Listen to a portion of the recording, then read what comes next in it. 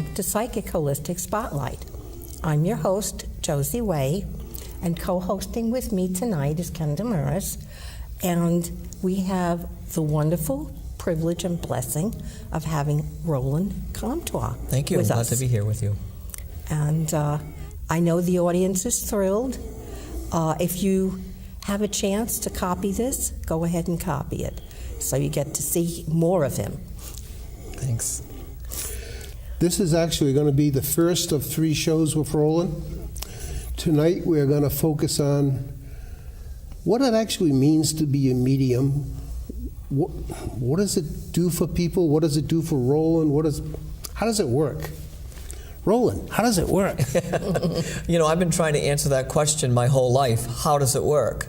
I know that when I get into a space and I quiet myself and I get into the zone, I call it, there's this opportunity to feel and to experience what I call the entire universe in one moment of time.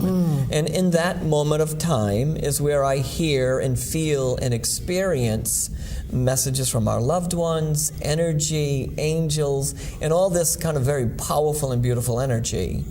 I can tell you that it's loud, strong, powerful, and extraordinary all at the same time.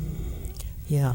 And it's not just people that you know from this lifetime. It can go back thousands and thousands and thousands of years. It can. It can go back as far as time goes. It can. But the people that come to see me are people really interested in finding out if there is an afterlife. Is there something beyond here? Is there some place that we go to, and do we meet our loved ones again? Because that's really what people want from a medium more than anything else. And when I get into a space, I get there and I have this inner conversation with myself. I pray, I meditate, I do the things that I've been doing for 45 years, and then I open the doorway, if you will, to that message, to that moment, and then a story is born, a story is told. I can remember many years ago when mediums were just becoming popular, and I used to go to the bookstores, and they would have people there that really weren't well trained, and they would be trying to talk to Aunt Mary's grandmother. Yes. And there would be umpteen others coming in trying to talk to the medium about their nieces who are sitting 5 rows over. Right.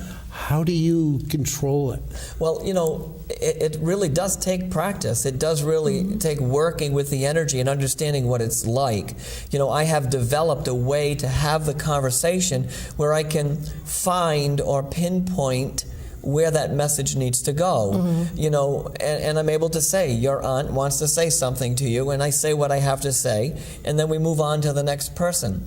Often it feels like somebody is knocking on my shoulder, or somebody is kind of whispering in my ear, I really got to talk to my mom. And I focus my energy on that energy, that voice, that feeling, and I tell the story. And that's how it works. It's really much more simple than we think it is.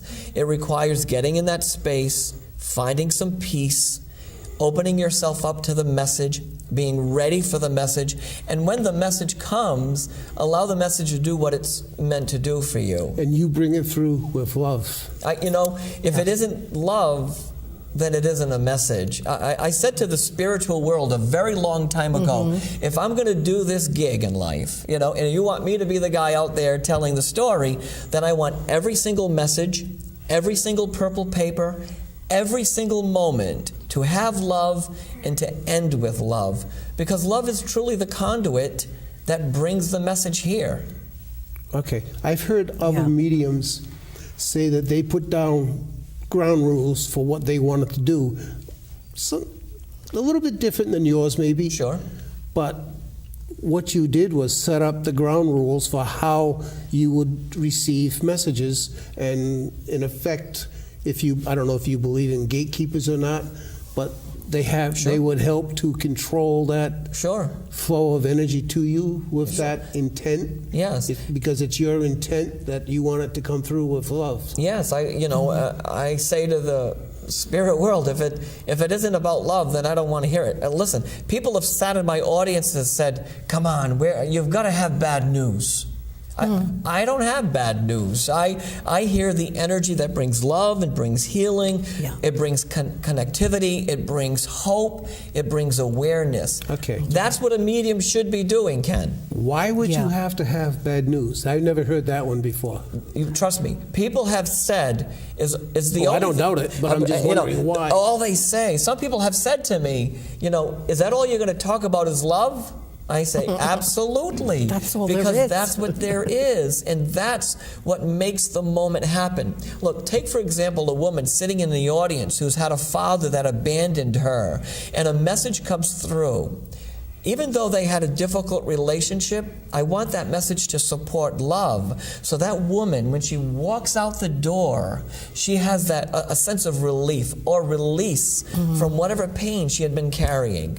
The truth is, I want to say something else since we're talking about this, and that is, I don't think anybody needs a medium. And if anyone tells you you need a medium, I think they haven't told you the truth. Because I think everybody has the potential to have the conversation. Everyone has the potential to connect and to hear or to feel or to see or to understand the story. Granted, you might need someone like me to help you along for a couple minutes, but that's about it. I remember buying a book about 30 years ago that promised to be able to teach you how to become a medium over the weekend. And I don't doubt it. I mean, I read most of the book. I'm still not a medium. Right. Here's what maybe the book didn't tell you, that the first task before you or anyone else who wants to be a medium or hear the energy or feel the energy, the first task is that you have to befriend silence. You have to understand silence before you can hear the noise, before you can hear the story. Because in that space of silence is where the message comes. So I get into that place, it gets very quiet, almost hauntingly quiet. And I sit there and I understand I'm in that space, and I say, what message must I send that will bring healing and love? And then I write them on my purple papers, or I say them in front of an audience. But the first task is to understand silence. That's the first task. Isn't the second or third step trust? Well, trust is an ongoing lesson. People have come up to me and said, they do this. Come on, Ma. Please, Ma, hurry up. Then Mom shows up. She gives an extraordinary message, and then you begin a negotiation with your mother, despite the fact that you have pleaded for a moment. You've pleaded for a message, right? Come on, Ma. A message comes, and then you doubt. So trust is an ongoing step. Yeah. Because look, come on. Do you think that you do it once, you trust? I've done it for a long time. I'm still, I'm saying to myself, did I just hear that? Am I losing my mind? Did I just feel that? So it's an ongoing experience when you're stepping into that space. Yes, trust is right, but trust is an ongoing evolution, actually, of really stepping into your own truth, because we're all mediums. We all feel things. A medium is born that way. It's simply an intermediary between two places, two universes, two experiences. That medium helps to bridge the gap between grief, loss, and love.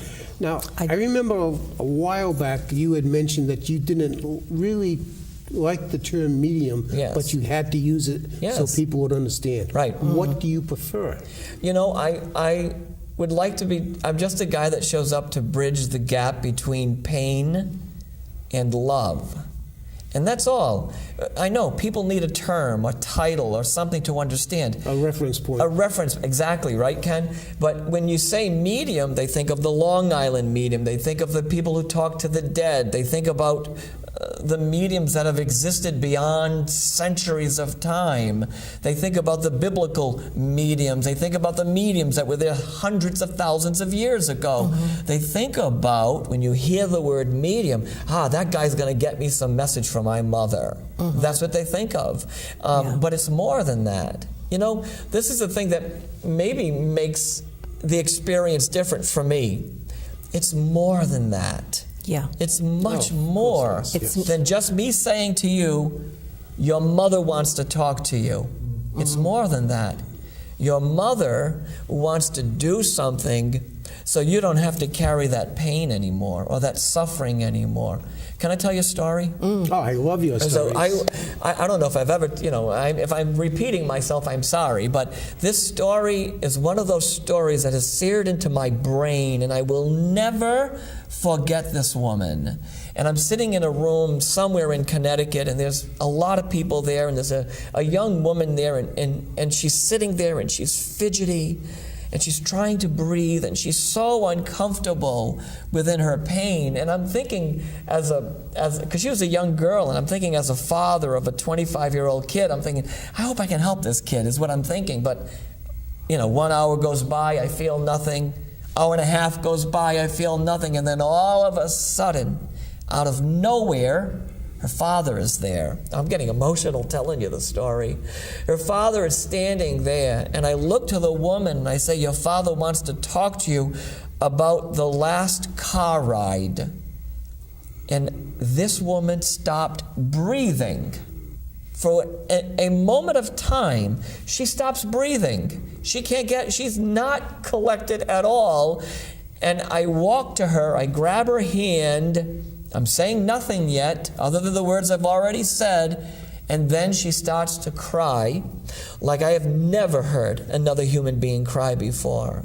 And the story was that she was driving to pick up her father to see him for the first time after 25 years or years and years, driving from all the way down the East Coast on a mission to get her father so that she can introduce her father to the rest of her family, to her children. And when that moment came, that woman understood that her father was present. But even better, here's what happened that changed the entire room.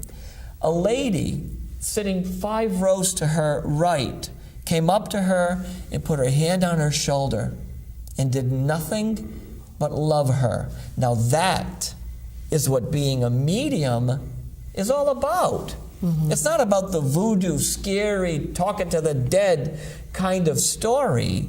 It's the story that bridges this thing, that reconnects our humanity, that allows us to be who we truly are. When that woman did this to that young girl changed. And she... Could you see it? Well, look, my staff sees it. My team some sees of them, it. yeah, they're I don't really good. really see it. I'm in the depth of it, right? I'm looking at this one girl and I'm telling the story. And to my right is another young woman whose boyfriend died in his sleep. And I can hear him wanting to talk, but her father's talking. I feel this energy for both women at the same time, and I have to figure out how to negotiate that moment so that I can serve humanity. Do you think it's strange that I'm telling you that one thing that happens in that room is that together we serve humanity? Because that young woman who was in excruciating pain took a breath for the first time. I'm sure she walked out that building and she stepped out and felt a little bit better. And she was able to be who she truly was because of that moment. And by the way, it had nothing to do with me. It had to do with this woman being very willing to go on this journey.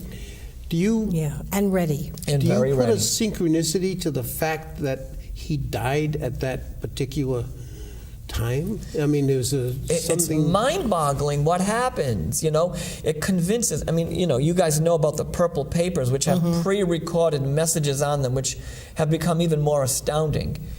It absolutely takes my breath away every single time when a moment happens and someone can breathe. It's powerful. Yeah, it's powerful. It's neat. Yes. It's very powerful. But what does it tell us, though? What does that moment tell us? It tells us that we live on. It tells us that there's more. It tells us that we matter. It tells us that love matters. It tells us a lot of things. Tells us love never dies. It tells us that love never dies. I'd like to touch on two things. Yes. First, a classic definition of mediumship is somebody that can talk to the physical, change their vibration, and also talk to people that are in a higher vibration Yes. in a spiritual realm. Walking so in they're two worlds. kind of the balance between 2 points. So that's what the word medium kind of means. Sure. And I also would like to go back to what you were talking about, the stillness. Yes. In the Buddhist tradition, they talk about wanting people to, when they're meditating, to go into that point of stillness where Yes. they can touch the spark, the divinity of God. Yes.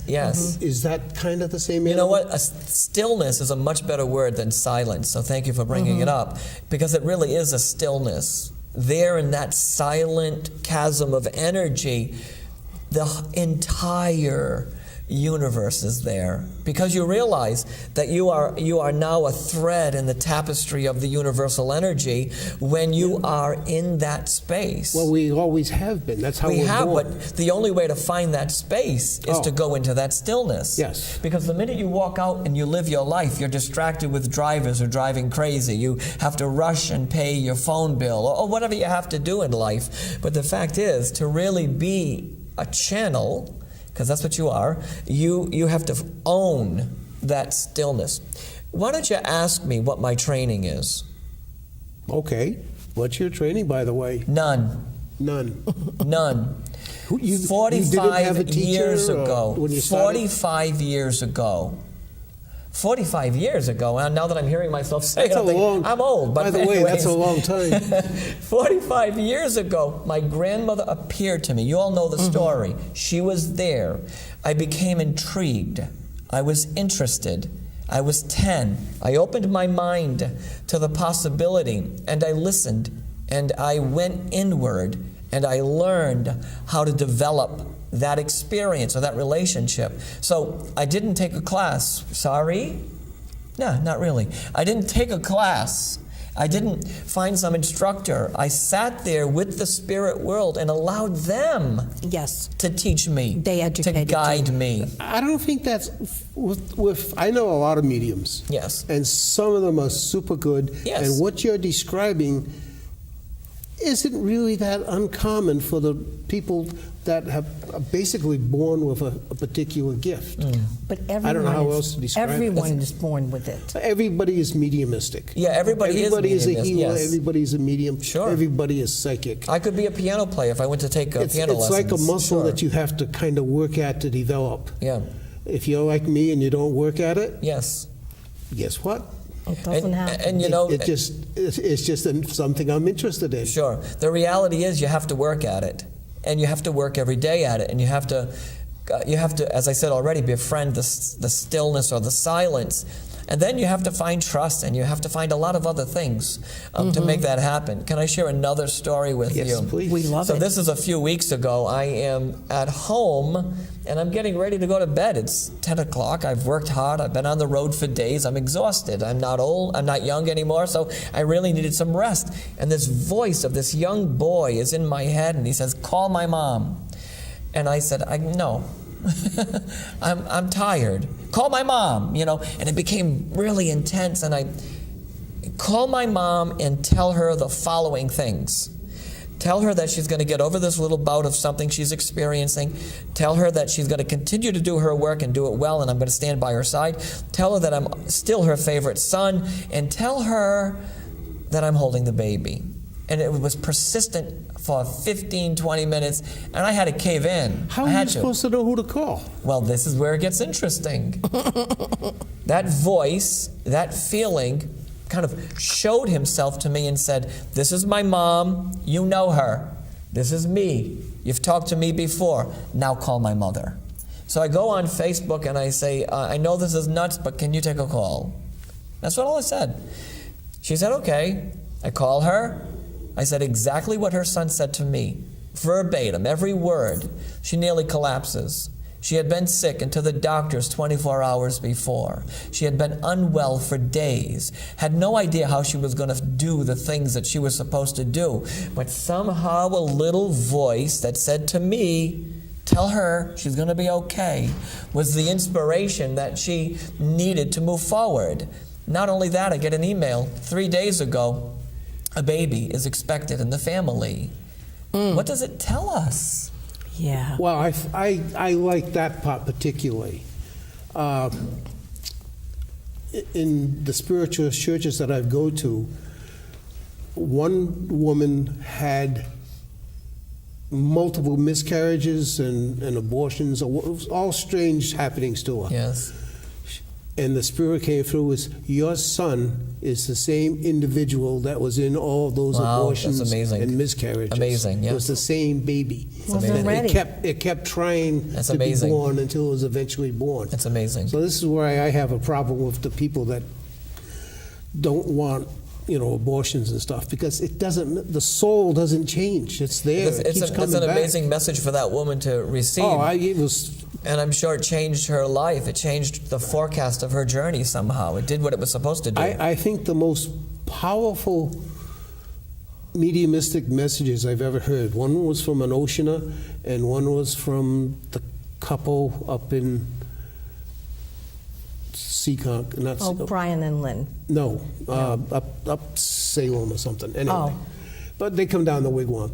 But they brought through the fathers of boys. The boys were there getting readings, and the fathers came through to Wow. these boys. The fathers had just died, Wow. like days before, and they came through and talked to their son.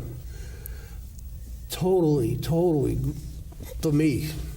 It's powerful stuff. Yeah. It's Unbelievable. powerful, and each and every one of us is a thread in this energy. We have the ability to connect to it, to communicate, and to get messages. One of the things I say to the people that I meet, you guys, I say I'm not really in the business of talking to dead people. I'm in the business of talking to the living. I like so that. you can live.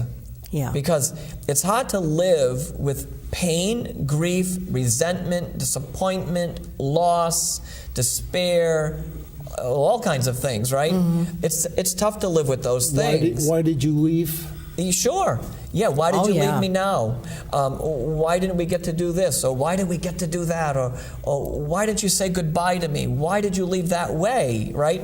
This moment allows for something to happen, right? Yes. And so I talk to the departed. What do you think? I'm a firm believer that we come into these lifetimes basically planning what we're going to do. Sure. And it doesn't With stay free on will. With free will. It doesn't stay on the track. We go bouncing Sure. around it. Where does accidents come into that? Oh my God. You know, You had a near-death experience Sure. that started you on this path. sure. Well, it started with Grandma. It started with Well, Grandma, but okay. it was solidified at that particular moment. There she is. She's calling. She scolded us to make sure you shut off the telephones. I thought I had someone else. I have another anyway. question now. The accidents. Yeah, you know, How do they fit into the path of a lifetime? That's a question that would take a lot longer than maybe the time that we have. But the fact is, you know, Are they the only accidents way- or are they planned? Yeah, the only way that I can answer, and I can only answer it for myself, They right? vary. I think that things happen for reasons. I think because they happen so that I get to be better at something, that I get to be stronger, more clear, more settled, more something. I think they're part of something. But sometimes... No, I mean the accidents that kill people. Oh, okay. Well, that's a very interesting question, but it's I loaded. don't know if it's There's part of too many. the life plan, or is it just Sometimes it is. something that's coming in? I out of agree the- with Josie that sometimes it's part of the life plan. Sometimes it's something that happens. You know, I think about 9/11 always. I think about 9/11. Now, that was horrendous on every level. But shortly after, on 9/12, the world got a little better because they started to be kind and gentle and loving to I each think other. the United States blew it on that point. Well, what I want to say is that you're asking me a question about accidents and why are they there? When I think about 9/11, I think about what it taught us and what Yes. the sacrifice that all those people made. What did it teach us? I think it was a sacrifice on Many. their part. Many had planned to help, and they Yeah. didn't specify in what way. It's a good question, and I think the spiritual leaders have been debating and discussing that for a very long time. And there are many schools of thought. Some people think that there are just things that happen, and other people think that those are part of the plan, whatever the plan may be.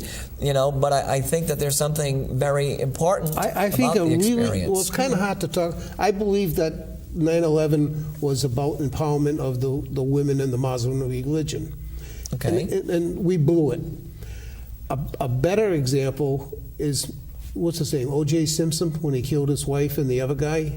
Oh. The attention that was brought to domestic abuse Right. by that. So I think they kind of like sacrificed themselves for that There's purpose. something to be said about that. I mean, what did we learn from that experience or the other atrocities in the world? There are What do so we many. learn from them, and how do we become better? How do we become truthful? How do we become honest about who and where we are, about our society and about us as individuals? There's a bigger story to be told from Yeah. what you're asking and Yeah. talking about here. Yeah, always there's an opportunity to follow the bad example or to correct it and resolve it. Sure. We have a choice. We can choose the road we are on. Yeah, I want to say thank you. are we done? Not quite, but it's coming up. I want to say thank you, and please come back and see more. There will be a show on some of the new ventures that Roland and company are doing. And thank you for being with us. Now we can go back. Okay. Because I'd love to hear the rest. Well, now that I'm older, I forgot what we're talking about. Well, Oh, me too. I do that too. I have a kind of an offshoot of that thought. One time I was talking to a young gentleman here who had multiple near-death experiences.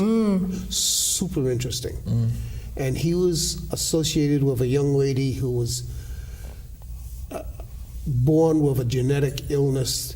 And the conversation turned that this was something that she planned before she was born. Wow. And he just could not comprehend of an individual choosing that lifetime. Wow. Yeah. But that's a big thing to take. It's a lesson for the soul. It is a lesson for the soul. Each life is a lesson for the soul. Each life, no matter what that experience is, it's a lesson for the soul. We're born for lessons and experiences for Absolutely. the benefit of God. Absolutely. Even the lifetimes where someone seems to be incapable of doing anything, they give the gift of service so that others can take care of them. Without a doubt. I'm in total agreement. That's why they're there, maybe to teach us something. Yeah, but they each come soul. in to see different sides of an aspect from hundreds of different viewpoints. Agreed, totally agreed. Sometimes being the victim, sometimes being the Totally victimizer, agree. and God, whatever. And how many times have we experienced all of those things within our own lives for the reason to be simply an instrument of teaching and support to someone else? So what are you going to teach us?